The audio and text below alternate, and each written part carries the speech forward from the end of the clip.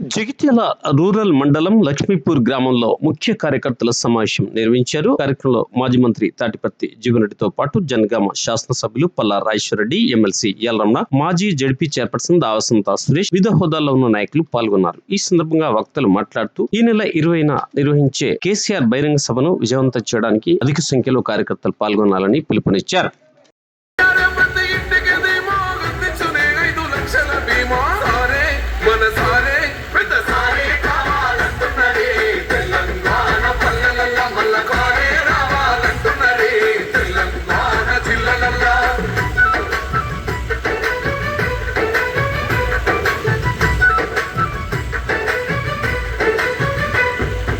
ఆత్మహత్యలతో అల్లాడే రైతుకు ఆత్మస్థైర్యమే ఇచ్చినడమ్మ.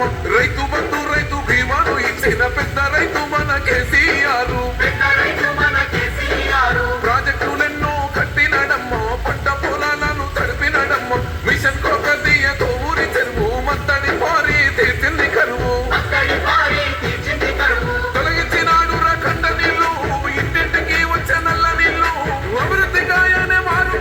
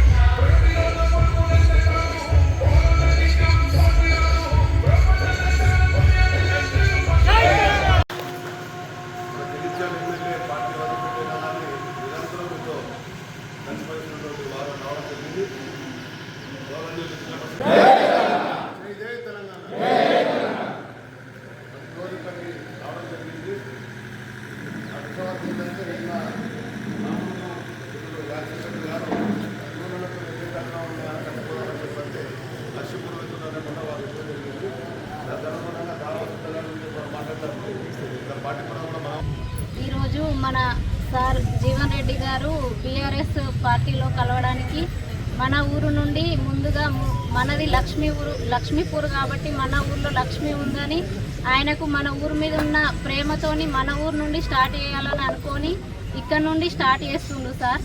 అందుకే మనం కూడా సార్కి ఫుల్గా సపోర్ట్ చేసి అందరం ఆ సార్ వెనకాల ఉండి సార్ని గెలిపించాలి. సార్తో పాటు కేసీఆర్ గారిని కూడా గెలిపించి కేసీఆర్ గారిని కూడా గద్దెక్కించాలి. ప్రతి ఒక్కళ్ళు ఇప్పుడు మీది మాది అని లేకుండా మనది మన అందరిది, పాత కొత్త అనే భేదం లేకుండా, పాతోళ్ళం కొత్తోళ్ళం అనే గొడవలు కూడా ఉండకుండా అందరం కలిసి కట్టుగా పనిచేసి మన జీవన్ రెడ్డి సార్ గారికి దాన్ని ప్రతి ఒక్కరు తీసేసి అందరూ కలిసి కట్టుగా మనది, మన ఊరు, మన సారు, మన పార్టీ, మన జెండా అనే నినాదంతో ముందుకెళ్లాలని అందరినీ కోరుకుంటున్నాం. అదే మనకు కావాల్సింది.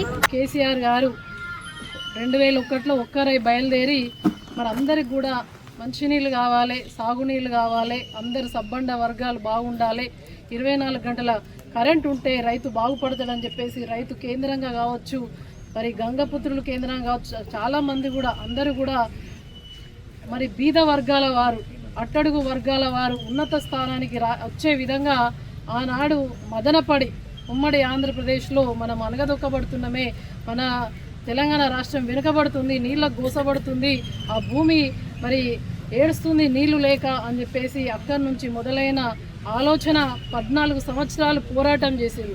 అనంటే ఈ పార్టీలు ఉన్నోళ్ళు, ఆ పార్టీలు, ఏ పార్టీలు ఉన్న వాళ్ళ కోసమైనా కూడా అందరం మనము తెలంగాణ రాష్ట్ర బిడ్డలం కాబట్టి ఆ విధంగా మరి పోరాటం చేసి తప్పకుండా కేసీఆర్ గారి నాయకత్వం ఉండాలి అని చెప్పేసి అందరూ కోరుకున్నారు. కాబట్టి మరి సారు తెలంగాణ రాష్ట్ర సమితి పార్టీ పెట్టి అప్పటి నుండి కూడా మరి పోరాటం చేస్తే 10 సంవత్సరాలు ఒక బంగారు తెలంగాణ, ఒక బంగారు పరిపాలన అనే బంగారం అంటే ఇవాళ మన లక్ష్మీపూర్ పక్కన ఉన్నటువంటి చెరువు మరి నిండు కుండలా ఉంది. అదే బంగారం రైతులకు 24 గంటల కరెంట్ వస్తుంది. అదే బంగారం మనకు లక్ష్మీపూర్ అభ్యుదయ గ్రామం రైతులు మంచిగా మరి అన్ని రకాల పంటలు పండించేటువంటి గొప్ప గ్రామం. వీరికి ఏం కావాలి? బంగారం తింటే వస్తుందా? మనకు కావాల్సింది కరెంటు, నీళ్లు, మరి అదేవిధంగా రైతులకు ఉన్నోళ్ళు లేనోళ్ళు ఉంటే రైతు బంధు, ఎవరన్నా అనుకోకుండా చనిపోతే రైతు బీమా, మరి ఈ విధంగా మరి అంతకుముందు శిస్తు వసూలు చేసే వాళ్ళు వచ్చేసి, కానీ శిస్తు కూడా మాఫీ చేసారు. అనుకోకుండా మన గౌడన్నలు ఉంటారు, వాళ్ళు కూడా చెట్టు మీదకే పడితే వాళ్ళకు కూడా ఆ చెట్టు పన్ను మాఫీ ప్లస్ 5 లక్షల రుణం. అంటే ఈ విధంగా చెప్పుకుంటూ పోతే పొద్దంతా గడుస్తుంది. కేసీఆర్ గారు రాష్ట్రాన్ని సాధించి అందరి కోసం, మరి ఆ యొక్క పథకాలు కూడా అందరి కోసం మరి పెట్టడం జరిగింది. ఎందుకు జరుగుతున్న అన్యాయం పట్ల కూడా మరి ఎవరు బయట కనకపోయినా కూడా చాలామంది మదన పడడం జరిగింది. ఎందుకంటే ఒక పార్టీ బీఫామ్ ఇచ్చింది, గెలవాలి, ఆ కార్యకర్తలకు ఆ పార్టీకి అనుకూలంగా ఉండాల్సినటువంటి వ్యక్తి ఇలా కార్యకర్తలను బీఆర్ఎస్ వాళ్ళని కాదన్నాడు, అటు వెళ్ళిపోయింది. ఇటు కాంగ్రెస్ వాళ్ళకు ఏది కూడా నీకు కావాల్సినటువంటి అన్నాన్ని, నోటికాడి అన్నాన్ని, బుక్కని ఎత్తగొట్టే విధంగా చేస్తున్నాడు. కాబట్టి ఇవాళ వారు నిర్ణయాన్ని మనం అందరం కూడా స్వాగతిస్తూ కేసీఆర్ గారి నాయకత్వంలో మీ అందరితో పాటు కలిసి పనిచేస్తామని చెప్పేసి తెలియజేసుకుంటూ ప్రతి ఒక్కరికి కూడా పేరు పేరున ధన్యవాదాలు. జై తెలంగాణ. ఆయన ఏమంటుండు, జగిత్యాల జీవనం చేరుతుంది కదా, పులిపేటకు వస్తున్నాడు, బిడ్డ నేను బయటకు రప్పించింది కేసీఆర్ గారు, జీవన్రెడ్డి గారు చెప్పండి. అవునా కదా? విషయం అర్థమైందా కదా? అట్లే సోదరుడు నారాయణ గారు చెప్పినటువంటి ఆర్టీసీ బస్సు కానీ అవి ఏమున్నా కానీ నేను ఎమ్మెల్సీ ఉన్నా కనుక వారు మాజీ మంత్రిగా పంచాయతీగా అవన్నీ కూడా నేను వెంట లిటర్ పెడతాం, తీసుకెళ్లి మిమ్మల్ని కల్పిస్తాం. ఏ పనున్నా ఏదైనా ప్రజా సమస్యలు గతంలో ఇక్కడ నాకున్న అనుభవం ప్రకారంగా ఏ నమ్మిన సిద్ధాంతానికైనా ఏ నాయకుని వెంట ఉన్నా ఏ ఒక్క మనిషి కూడా అన్యాయం చేయకుండా వెళ్ళినటువంటి గ్రామం లక్ష్మీపురం అనేస్తుంది. ఎత్తున జెండా దించకుండా చేసేటువంటి గ్రామం. అవసరమైతే ప్రాణాలు పనంగా పెట్టారు. దానిలో భాగమే స్వర్గీయ ఆదిరెడ్డి గారు. అంత పెద్ద నక్సలైట్ ఉద్యమం జరుగుతున్నా కానీ ఆనాడు బంధకాలు ఇస్తే వచ్చి నేను జగిత్యాలు అని అంటే నా ఊర్లో నేను ఉంటా, ఇబ్బంది లేని చెప్పండి, ఇక్కడికే కాలుకుతా వస్తే ఉదయమే ఆయనను నా తీవ్రవాదుల చేతుల్లో ఆయన ప్రాణాలు కోల్పోయినటువంటి గ్రామం ఇది. అంటే నమ్మిన సిద్ధాంతాన్ని కట్టుబడి ఉండేటువంటి నాయకత్వం ఈ గ్రామంలో ఉంది. ఎప్పటికీ మేము మర్చిపోము, కడుపులో పెట్టి చూసుకున్నాం, అదేవిధంగా కట్టుబడి చూసుకుంటాం. స్వర్గీయ ఆదిరెడ్డి గారి యొక్క ఆత్మకు కూడా శాంతి కలుగుతుందని చెప్పారు. ఎందుకంటే ఆనాడు అటువైపు నుంచి జీవనాన్న, ఇటువైపు నుంచి మేము ఉన్నప్పుడు ఆనాడు ఊరు డెవలప్మెంట్ కొరకు కానీ అన్నిటి కూడా కలిసి పనిచేసినాం. జీవన్ రెడ్డి గారితో ఎన్నడూ కూడా సిద్ధాంతపరంగా విభేదించిన ఏ గ్రామంలో కాంగ్రెస్ పార్టీ కార్యకర్త కానీ నాయకులు కానీ ఎన్నడూ అన్యాయం చేయలే, ఏ ఒక్కరికి కూడా ఇబ్బంది పెట్టలే. అభివృద్ధి కొరకు పోటీ పడి పనిచేసినాం. వారి నాయకత్వం వారు పనిచేసారు, నా నాయకత్వాన నేను పనిచేసిన వ్యవసాయ కళాశాలనే కానీ, వ్యవసాయ సాంకేతిక కళాశాలనే కానీ, ఇంజనీరింగ్ కాలేజీ కానీ, నర్సింగ్ కాలేజీ కానీ, ఈ విధంగా జగిత్యాల ఇద్దరు పోరాటంతో అభివృద్ధిలోకి వెళ్ళింది. ఇద్దరి కలయికతో డబుల్ అభివృద్ధి చేసేటువంటి బాధ్యత మా అందరినీ చెప్పని. సోమవారం నాడు ఏదైతుందో పెద్ద తెలంగాణ రాష్ట్ర ఏర్పాటు ఉద్యమ నేత, తెలంగాణ రాష్ట్ర సాధకుడు, ఇలా గతంలో దశాబ్ద కాలం ముఖ్యమంత్రిగా సమర్థవంతంగా తెలంగాణ రాష్ట్ర నిర్మాణానికి తోడ్పడ్డటువంటి ఒక కేసీఆర్ గారు మరి వారు జగిత్యాల వస్తున్న సందర్భంగా వారి సభ జయప్రదం చేయాలి. వాళ్ళు ఏదైతుందో మొత్తం రాష్ట్రంలో మార్పుకు సంకేతం జగిత్యాల కాబోతుంది. ఒకప్పుడు ఏదైతుందో జగిత్యాల చైత్ర యాత్ర, తాడిత పీడిత వర్గాలకు వాళ్ళ హక్కుల సాధన కొరకు ఏదైతుందో జగిత్యాల నాంది పలికిందని చెప్పండి. ఇవాళ ఏదైతుందో రాష్ట్రాన్ని పట్టి పీడిస్తున్నటువంటి యొక్క ఈ నియంతృత్వం వాళ్ళ ప్రజా వ్యతిరేక పాలనకు ముగింపు పలకడానికి ఈ స్వయంగా కేసీఆర్ గారు ఎంచుకున్నారని చెప్పండి. స్వయంగా కేసీఆర్ ఎంచుకున్నారు. జగిత్యాలలో సభ ఏర్పాటు చేయాలి, వారు స్వయంగా ఇక్కడ పాల్గొని, ఇది కేవలం ఉత్తర తెలంగాణ ప్రాంతానికి ఇవాళ ఆయువు పట్టే కాకుండా యావత్ తెలంగాణ ప్రాంతానికి ఇది ఆయువు పట్టుగా నిలబోతుంది. మరి ఇక్కడికి వెళ్ళి ఏదైతే మార్పు సంకేతం ఇవ్వాలని చెప్పని జగిత్యాలు ఎంచుకోవడం జరిగింది. విక్టిమైజ్ కావడం ఏదైతుందో ఇవాళ కేసీఆర్ గారు నాకు చేయూతని ఇవ్వడం చెప్పంటారు. వాళ్ళ బీఆర్ఎస్ పార్టీలో చేరాలని నిర్ణయం తీసుకోవడం అంటే అందరు కలుతానత్తరే. కానీ నిజంగా కేసీఆర్ గారు ఇంత గొప్ప మనసు కదా అని చెప్పారంటే, నేను వారితో ప్రత్యేక 2 పర్యాయాలు పోటీ చేసింది. 2006లో పోటీ చేసిన, 2008లో పోటీ చేసింది. అదేది ఎంపీగా పార్టీ పరంగా ఏదైతుందో నేను రమణ గారు కూడా పోటీ చేసి టీడీపీకి వెళ్ళి. కానీ ఏదైతుందో ఆనాడు ప్రత్యర్థులు నిలిచినప్పటికీ కూడా ఇవాళ ఏదైతుందో వీళ్ళ కాంగ్రెస్ పార్టీలో నాకు జరుగుతున్నట్టు వివక్షత, దీన్ని ఏదైతుందో వారు ఒక మనసున్న మనిషిగా చెప్పంటారు. ఒక మనసున్న మనిషిగా ఏదైతుందో దాన్ని గుర్తించారు. ఈ పార్టీ ఆ పార్టీ అని కాదు. వీళ్ళందరం కూడా ఏదైతే ఒకటికి అన్యాయం అవుతుందో బాధపడతాను. ప్రియతమ నాయకులు లక్ష్మీపూర్ గ్రామంలో మొదటి సమావేశం పెట్టి మీ అందరిని రైతుల్ని కలిసి పోదామనే ఉద్దేశంతో జీవనన్న వస్తుంటే నేను కూడా వస్తా అని చెప్పేసి నిన్న చెప్పడం జరిగింది.